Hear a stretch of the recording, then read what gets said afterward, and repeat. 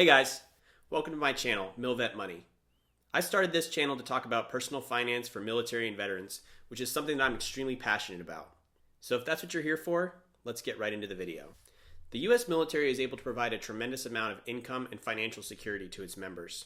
Many people join the military because of the steady paycheck, guaranteed housing, and comprehensive insurance and education benefits. And these are all very legitimate reasons. While newly enlisted junior members are not necessarily pulling down big bucks, the military provides a guaranteed salary, government housing or additional pay to secure your own, financial assistance for education, job training, as well as the opportunity to potentially travel the world in performance of your duties. All these benefits can be very comforting to a lot of members, and that's a completely legitimate reason to join.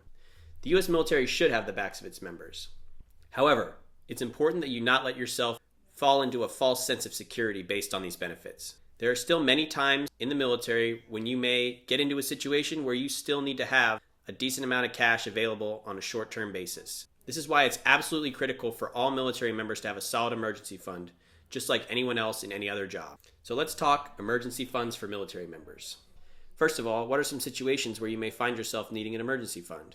When you go TDY or get deployed, and your DTS is held up for some annoyingly stupid reason, you're still personally responsible for your GTC balance. This is your government travel card.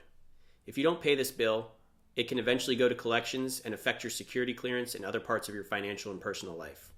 When you want to do a do-it-yourself or Diddy move and have the government pay you to move your own stuff during your PCS, you still have to cover your own costs up front. This means the cost of boxes, gas, and even renting a truck if necessary. This can come out to thousands of dollars in the end. Even though you'll get it all back eventually, and probably end up with a few extra dollars than you started with, you still need to be able to cover these costs up front while you wait for the military to work through its system to reimburse you. Finally, although no one likes to think about it, people are involuntarily separated from the military all the time. Regardless of the circumstances of separation, you need to have the funds to keep yourself going as you are transitioning from the military to civilian life and looking for employment on the outside. All these situations are very realistic examples of times when military members would need to have a solid emergency fund to push through financially stressful times in their lives. So let's take a quick look at exactly what an emergency fund is. Financial experts recommend that an adequate emergency fund consists of anywhere between 3 and 6 months worth of expenses for your household. If your household is just you, then it's 3 to 6 months worth of expenses for you.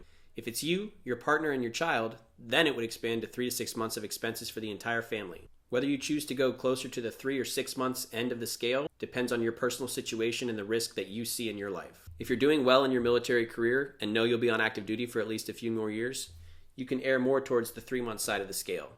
However, if you anticipate being separated, whether it be voluntarily or involuntarily, or you have another big expense coming up in your life, it would be much smarter to increase that fund more towards 6 months of expenses. You don't have to pick one number either. Your emergency fund should and can fluctuate based on the situation that you find yourself in at any given time. As you promote, your expenses are likely to increase. Make sure you take a look at your emergency fund balance periodically to ensure that it matches your life circumstances and your current expenses. It's also really important to distinguish emergencies from other significant life expenses. Getting a new game console, putting a down payment on a house, or taking a vacation are all examples of not an emergency. Examples of emergencies are your car needs a new transmission, your washing machine breaks, or your home floods. It's important to make a distinction between these two categories, because if you spend your emergency fund on non-emergencies, you won't have it available to you when you actually have an emergency. Of course, it's still important to save for vacations and other large fund purchases in your life, but keeping your emergency fund separate ensures you'll have it when you actually need it. Now, when you start building your emergency fund, where exactly should you be storing these funds? While situations may vary, a high-yield savings account is the right answer for most people. What is a high-yield savings account? Basically, just a savings account that pays more interest than the generic savings account you probably have at your current bank. Banks like Marcus by Goldman Sachs, Ally, and American Express all offer high-yield savings accounts. They are able to offer higher interest rates because they are often online banks with lower overhead for physical facilities and customer service staff.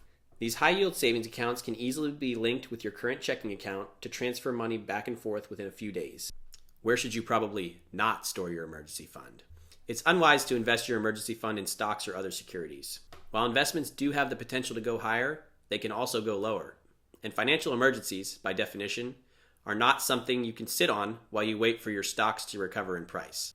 Therefore, if you encounter an emergency while the market is down, you might find yourself with much less money available than you have contributed to your emergency fund.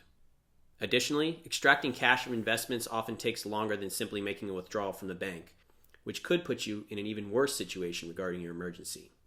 It's also usually not smart to store your emergency fund in cash or any other type of physical asset. Not only are you losing more to inflation by not earning interest on your money, you are also putting yourself at risk of theft or other crimes. Reputable high-yield savings accounts will be FDIC insured, which means the government protects your deposits even if the bank fails or anything else happens. This is much safer than a wad of cash that could burn up in a house fire or be stolen.